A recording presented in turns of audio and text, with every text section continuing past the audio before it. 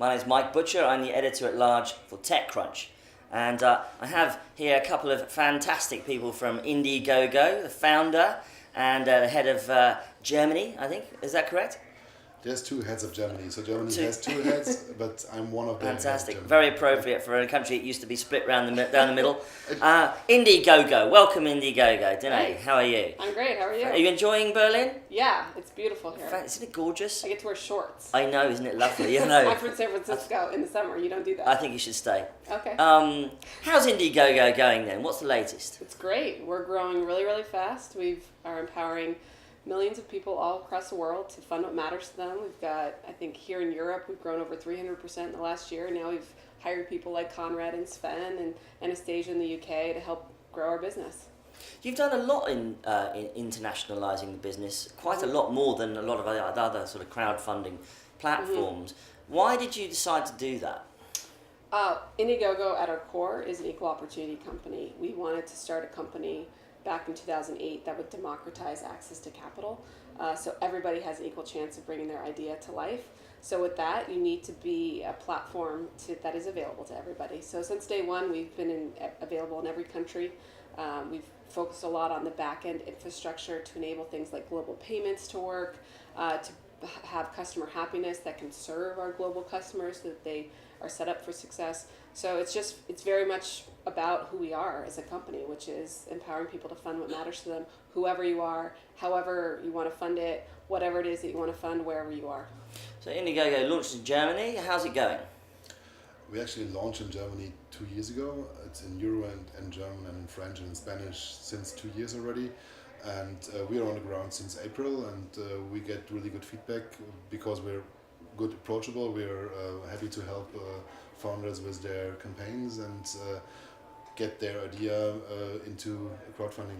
We've had campaigns like the Panono that's raised $1.2 million, which is a really cool 3D ball camera, a panoramic ball camera.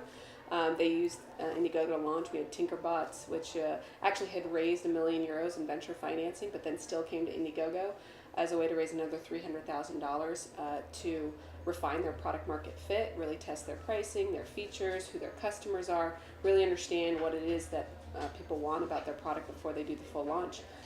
So we've actually been in Germany for 6 years, but it was 2 years ago that we launched the German language, the Euros, and I think 75% of all campaigns out of Germany actually raise money in euros now. So it's very popular. There's this international aspect of what you're doing, but why do you need people on the ground to go into market? When the capability is mostly on the platform, isn't it? Why do you actually need sort of physically to be on the ground? Well, the experience of raising money online is still a new experience for a lot of people. There isn't a formula to follow per se. Also, every campaign is different.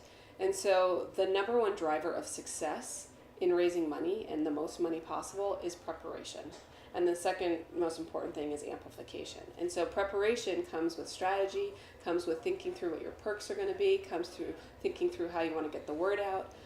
And so what people on the ground like Conrad and Sven here, they are seeing a whole assortment of campaigns. They're able to pull from best practices. What works with some people might apply to another campaign and really share that knowledge. And so I still think we're in the early days of what we're really achieving here with online funding. Yeah. And maybe there'll be a day 5-10 years from now where there is the best practice of how to raise money. But until then, there's still a lot of experimentation going, and helping people really maximize their chance is something that we care deeply about. And so we have people here to help with that. Have you seen anything particular about Germany in the way that it approached the crowdfunding, your platform, or is it very similar across all cultures and all territories, or is there anything particular that stands out about how Germans have approached crowdfunding on IndieGoGo? Germans are a lot slower in using crowdfunding and a lot slower in understanding what crowdfunding gives them beside the funding, like the whole market validation and to connect them to VCs to make their case more alive. That takes a little bit more time for Germans. It does also for like film and the cultural sphere, which is also a lot of projects all reported in Germany use it, but they take more time to understand what they can take out of the campaign. Right. But it's coming along. And like the German culture is like they have to understand that it's not begging for money. some people still think crowdfunding is begging for money, which it isn't, but they still, like, some are a little bit ashamed of using a tool to ask for money, which is not the case, but they have to understand it and they have to be taught, and that's why we're here. Yeah, I mean, now that it's an industry that has been born, there's lots of platforms, a lot of messaging has gone out there that crowdfunding is a way to ask for money. And IndieGoGo does not believe that. We've been trying to educate people and explain that IndieGoGo is a way to invite people into the ideation and creation process.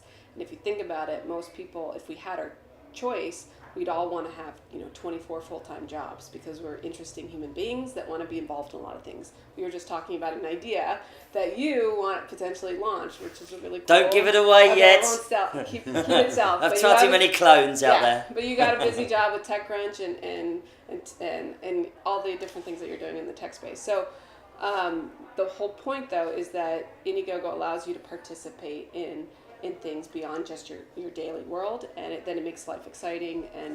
And so if a campaign owner understands that, then they approach IndieGoGo as an invitation process to invite people into the exciting journey that they're about to embark on versus an asking for money process. Do you think there's a limit to the whole crowdfunding thing, or do you think it's going to become very, very mainstream in a few years' time? People won't even think about it being a particularly new thing, and in fact it might even replace some kinds of financial assistance like loans and banking and things like that. Do you think there's a limit to that or not? Well, the goal is that funding becomes as liquid as commerce. We're all funding everything every day. It's a daily habit.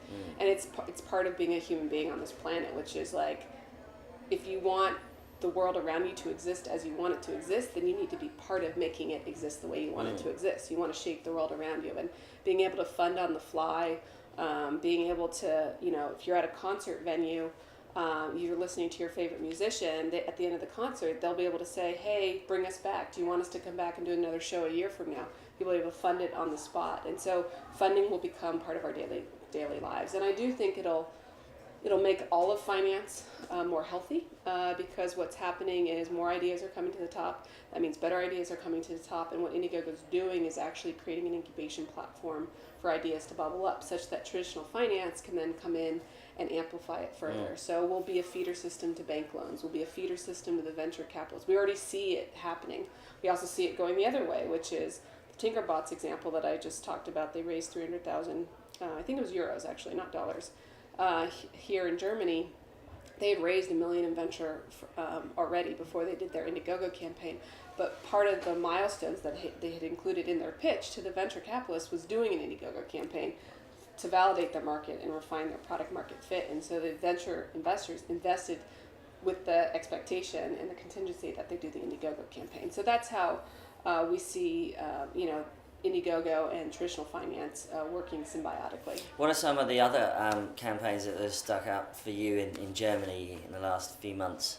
There's a few small campaigns that they're also pitching here. There's a camera stabilizer. They raised money for a camera stabilizer. They only raised money from 300 contributors, but they were happy about it because like this, they don't really need to produce it in large scale, but they can develop the product during the process of production. They can still use 3D printing for their project, and they really like their campaign for this. They only raised 70,000 euros for this, but they're happy about it. And now there was no company existing 12 months ago. Now they're like 4 people working on the project full time, and they're quite happy. And there is one project that we are going to be part of tomorrow for our satellite event. They raised money for a greenhouse for microgreens, like an origami greenhouse. They wanted to raise 15,000 for this greenhouse. They raised 25, and they're doing a urban gardening platform for the stretch goal money that they put on top of the 15,000. They are quite happy too, and they're like a very lively. What's that called again? It's called InFarm. Urban farming. Check it out. Revolution.